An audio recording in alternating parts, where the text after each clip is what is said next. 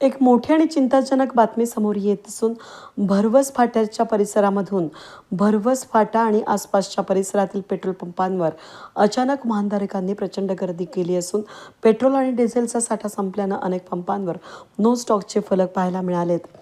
ज्या पंपावर इतर पंपांवर इंधन उपलब्ध आहे तिथे वाहनांच्या किलोमीटर लांब रांगा लागल्या असून यामुळे भरवस फाटा परिसरात काही काळ मोठी वाहतूक कोंडी निर्माण झाली होती.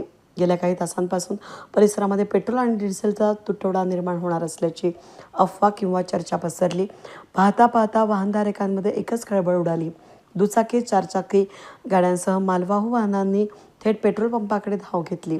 त्यामुळे अनेक ठिकाणी गोंधळाचं वातावरण निर्माण झालं. भरवस फाटा परिसरातील तब्बल 2 ते 3 मोठ्या पंपांवरील इंधन पूर्णपणे संपलंय, तर उर्वरित पंपांवर नागरिकांना पेट्रोलसाठी 2 ते 3 तास ताटकळत उभं राहावं लागत आहे. अनेक नागरिक तासनतास रांगेत उभे राहूनही ऐनवेळी पेट्रोल संपल्यानं अत्यंत निराश होऊन घरी परतत होते.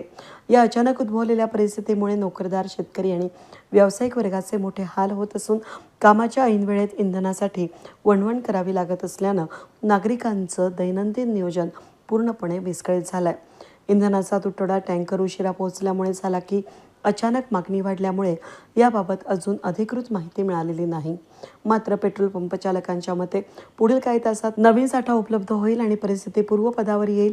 प्रशासनानं नागरिकांना कोणत्याही अफवांवर विश्वास न ठेवण्याचं आणि संयम बाळगण्याचं आवाहन केलंय.